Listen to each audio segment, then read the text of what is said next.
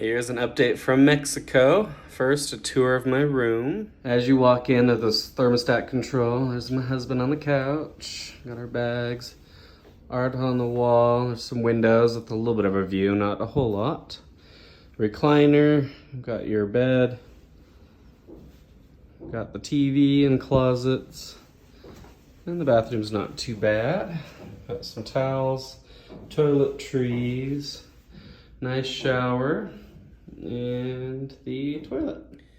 So the hospital's very clean and nice. It's not bad. The border crossing wasn't bad. They picked us up at 11 in the van, brought us down here, but then the process has not been my favorite.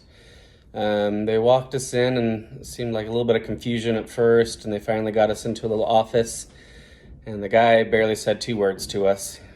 He obviously could speak English, but was talking to his coworkers, got on the radio a lot, finally found my paperwork, and then was calling back and forth, walking back and forth, never said anything to us.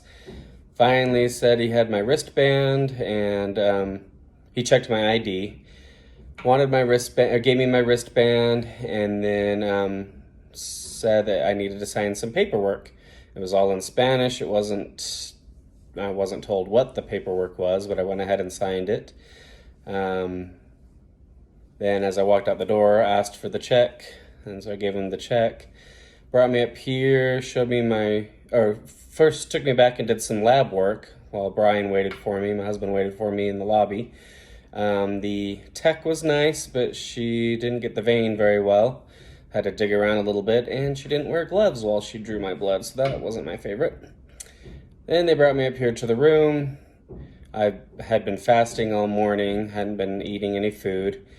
The guy checked me in, asked me about any allergies, medications, said that they would do an x-ray and a chest x-ray and EKGs, and told me the doctor would come, one of the doctors on the team would come see me. And the doctor came in and quite brief, but explained a couple things to me, nothing in detail.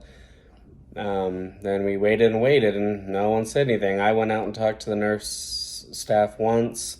No one seemed to speak English very well. And finally, my husband went out there with a translator app, was able to find someone in English, and they said the EKG was on its way up shortly. And the gentleman came in, he spoke English, was very nice, got my EKG done.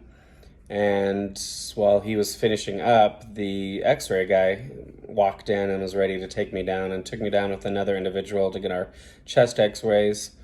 Didn't speak English, but was nice. He was at least nice. He was at least able to tell me when to hold my breath. He could say that in English. Then we just kind of stood in the hallway looking at each other, the other patient and I, waiting for him to develop the x-rays. And then they brought me back up here, and I finally went down and had some lunch at the cafeteria. Not a huge menu at the cafeteria, but it wasn't bad. Good food, at least. And now we're just chilling out in the room. I've watched a movie.